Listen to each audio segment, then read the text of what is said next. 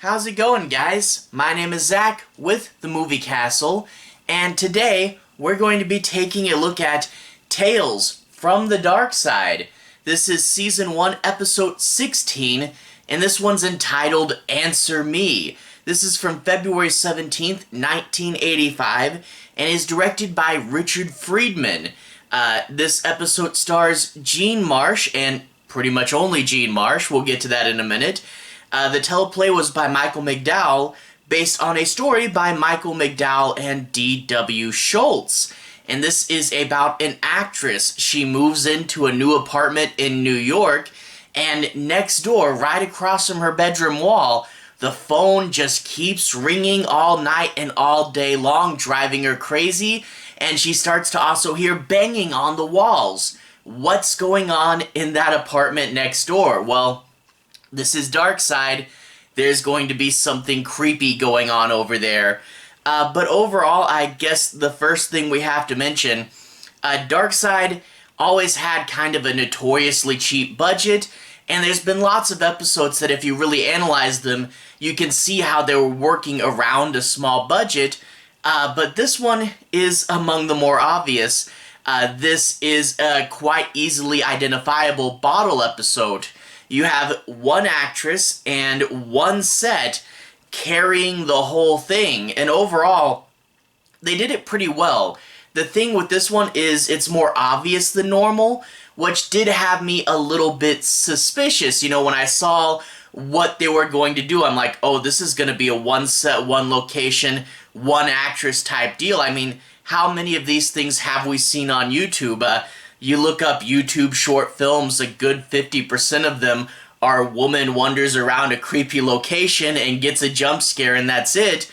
But Darkside did a little better. There's more of a sense of life and creativity to this, and overall, despite the limitations, it's still an interesting, memorable episode.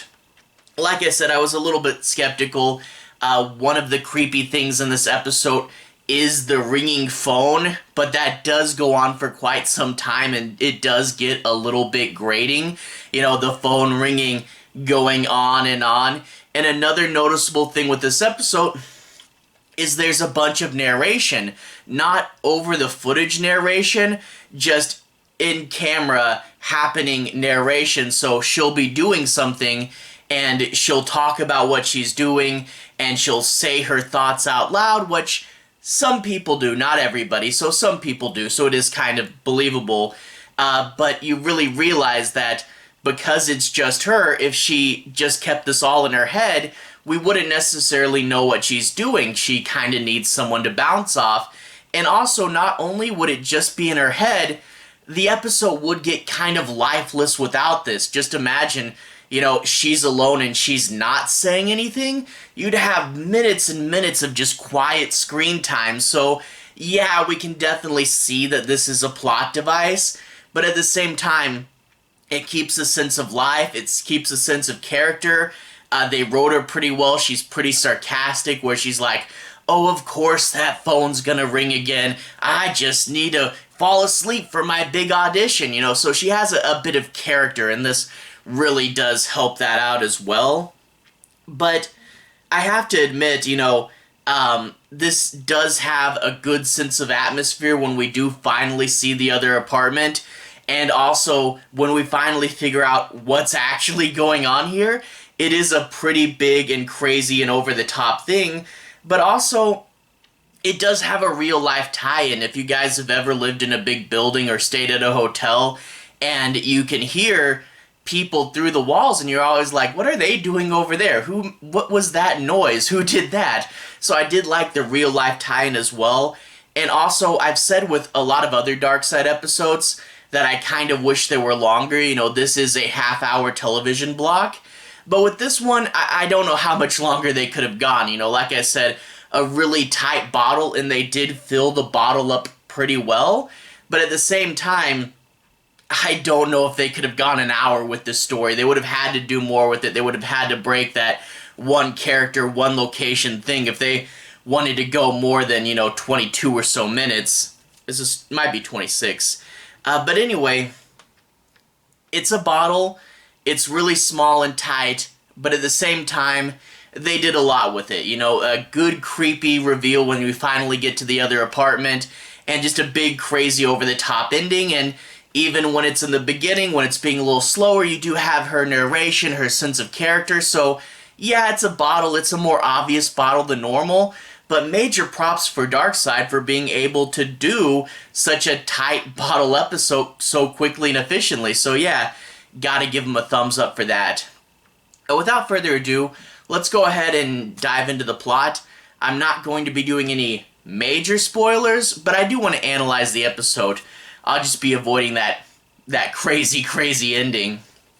Anyway, we open up with this actress. She's from California. She's going to New York.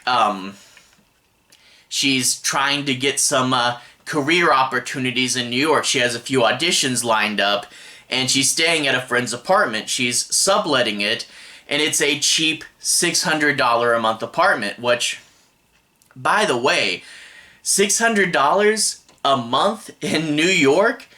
Boy, you could not find that nowadays, so that's a pretty interesting time capsule moment. Darkside's full of time capsule moments. But she's awakened by the phone in the middle of the night. She, of course, knocks over the alarm clock and trips over it.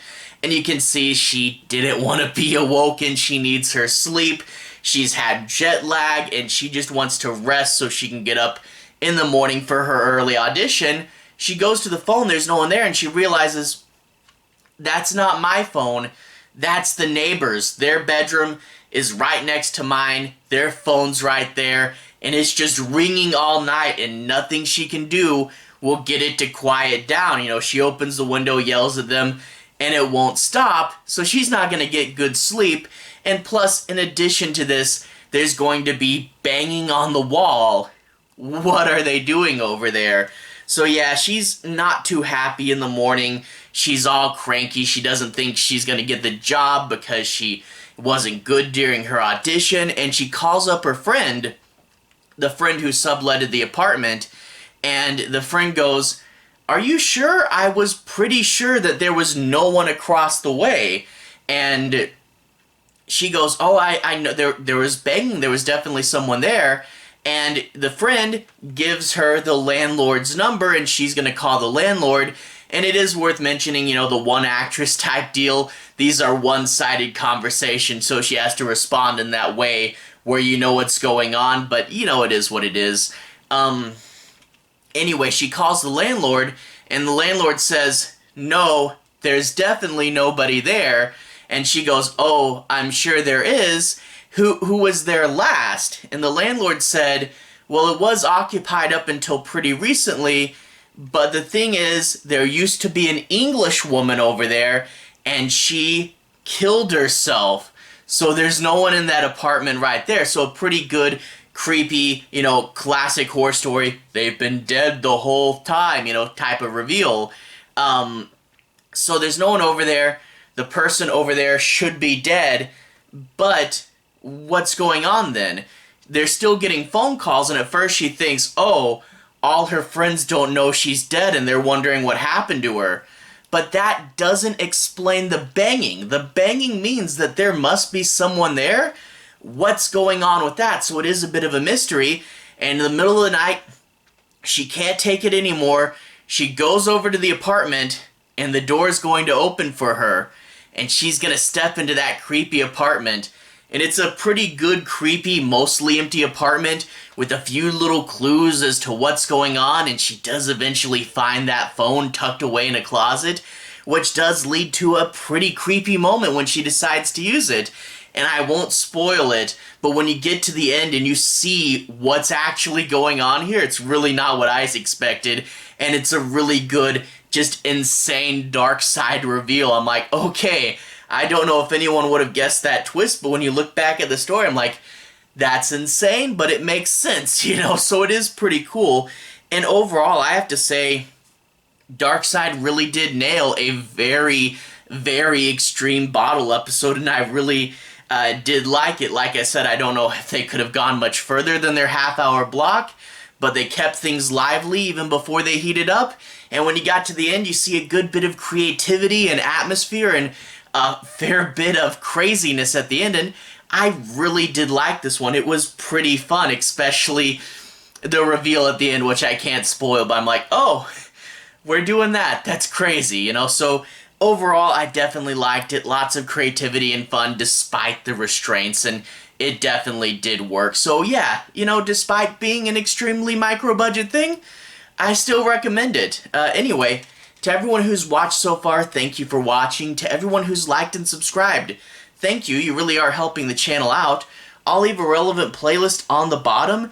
This should be my Darkside playlist. This is episode 16, so I've reviewed the past 15 episodes in there, as well as the Christmas episodes and the Joe Hill comics. So if you want to see me talk about more Darkside, you can find them there. Anyway, have a good day. I'll see you guys again very, very soon. Relevant playlist on the bottom. Have a good day now.